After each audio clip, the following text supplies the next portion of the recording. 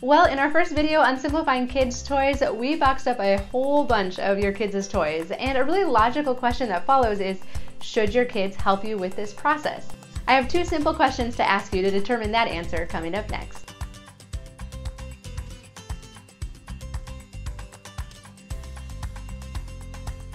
Well, hi, I'm Dawn from theminimalmom.com. I love sharing ideas about family minimalism and how you can simplify your house really quickly. So that's what my blog and my YouTube channel is all about. So I'd love if you subscribe so we can keep in touch. But we've been talking about kids' toys, and one question that comes up frequently is when we're going through this process of simplifying your kids' toys, should they participate in it? I think most of us want to instill a value in our kids for having less and being happy and satisfied with fewer possessions. And so when we're thinking about kids' toys, here's the first question I want to ask is, how many toys are you planning on getting rid of? You know, in the beginning, I did the initial purge on my own because I just didn't think that my kids would understand what I was doing. Similar to teaching them to eat healthy when I say, oh, eat apples and not candy because they're good for you. Well, they know I'm telling them that, but they don't actually know the nutrients in an apple compared to all the sugar in candy. So if your kids are ages 5 and under, I don't know if at this point it would be helpful to involve them in the process. But that doesn't mean that down the road we're not going to include them. For example, after every Christmas and birthday, we seem to have to go through our toys again. So at that point, we just have this standard in our house that all of their toys fit in our toy bins. And so we just go through and say, okay, what are we going to keep? What are we going to share with other families who could appreciate it more? So just because they might not be involved with this initial purge does not mean that we're not going to have plenty of opportunity down the road to include them in this process. So my very first experience with this was when we were moving. And so I had to totally box up most of the kids' toys so that we could stage our house to sell, right? Well, what I didn't expect was that our kids would walk into our family room where we had been keeping all of their toys, and they loved it when it was cleaned out. My oldest asked if we could keep it that way all the time. Our 3-year-old was like, oh my goodness, look how much room there is to dance and do gymnastics. And the boys, they were infant and 2 at the time. They didn't notice. I think we sometimes expect there to be a big battle when we're going through this process. But if you take some time when the kids aren't in the house and do it yourself, they might not notice. Okay, so if your kids are 6 and up, the next question I would ask is, will they be able to participate in this process and appreciate it and learn something from it?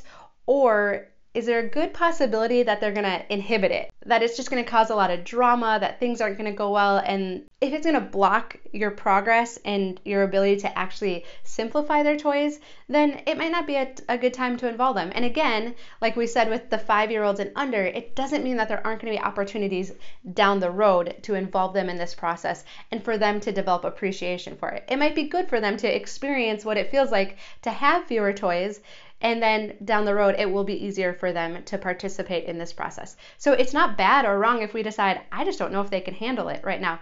Totally okay. And then the other question to ask is, do I want to involve them because I feel like all of the toys are theirs? And so this has been kind of a mindset shift in our house that my husband and I didn't necessarily see eye to eye on because I think of how we were raised. I look at toys as, you know, they're in our house, they're kind of everybody's, they might have been received as gifts, but truly I get to make executive decisions of when they stay and when they go. My husband very much looked at it like, no, they're the kids' toys and we need to get permission from them to move them or remove them.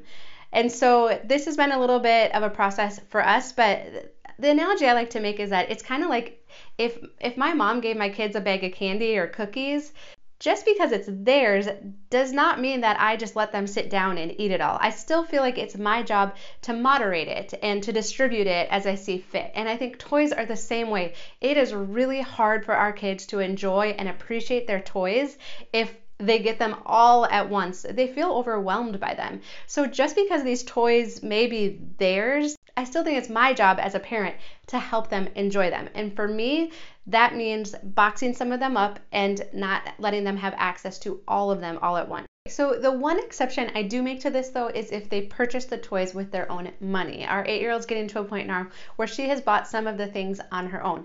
So that I leave up to them to manage and to keep. I don't touch those toys or box those up.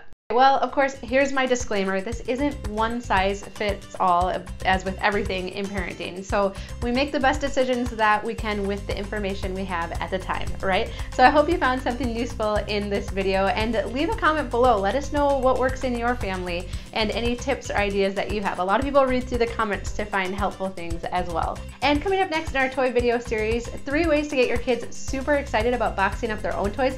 This works really well for older kids. And what to do about buyer's remorse. If you've spent a lot of money on toys that your kids don't even play with anymore, we've all been there. And what outside toys keep your kids playing outside for a long time. You can find links to all of those videos down below.